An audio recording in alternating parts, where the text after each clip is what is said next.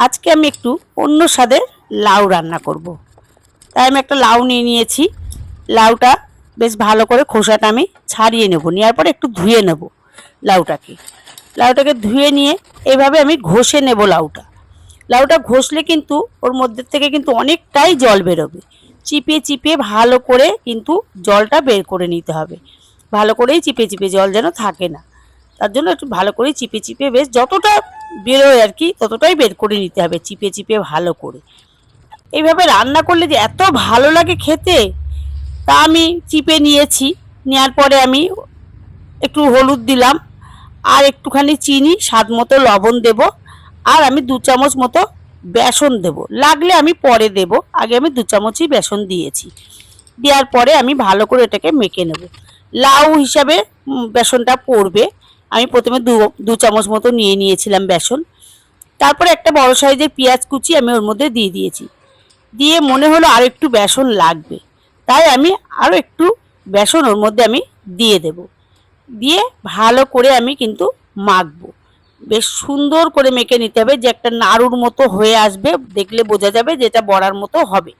আর সবার শেষে আমি লঙ্কার গুঁড়োটা দেব, কারণ আগে দিলে হাতটা জ্বালা করবে, তার জন্য আমি সবার শেষে আমি লঙ্কার গুঁড়োটা দিয়ে একটু ভালো করে মিশিয়ে নেব লাউটার সাথে।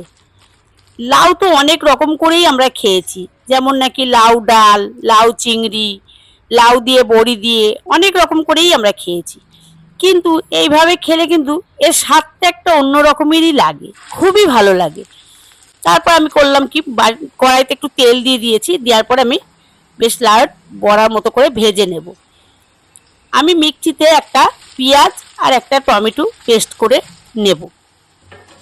লাউটা আমার ভাজা হয়ে গেছে, মানে বড়াটা আমি তুলে নেব।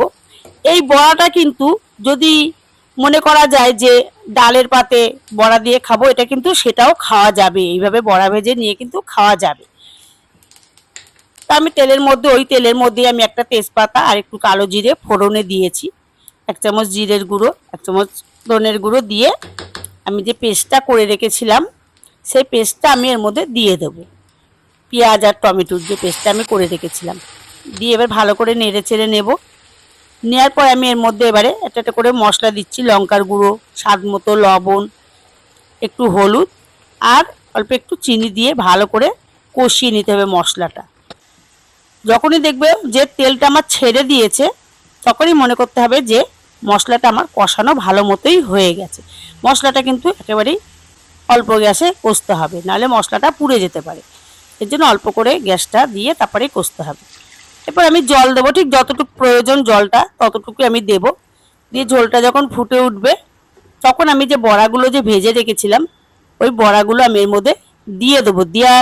দেওয়ার পরে কিন্তু ভালো করে বড়াটা কিন্তু ফোটাতে হবে। এই বড়াটা কিন্তু ভাঙার কোনো নেই যে ভেঙে যাবে বেশি ফুটলে বা কিছু, এই বড়াগুলো ভাঙবে না। এই জন্য একটু গ্যাসটা ছোট করে দিয়ে বড়াগুলোকে ভালো করে ঢেকে সেদ্ধ করে নিতে হবে, যাতে ওর মধ্যে মশলাগুলো ভালো মতো ঢুকে যায়।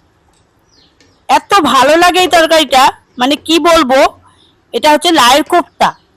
এত ভালো লাগে, মানে এই কোপ্তা রান্না করেছি, মানে পাতে আর ভাত ছিল না, এতটাই সুন্দর হয়েছে রান্নাটা। তা এই রান্নাটা প্রায় আমার হয়েই এসেছে।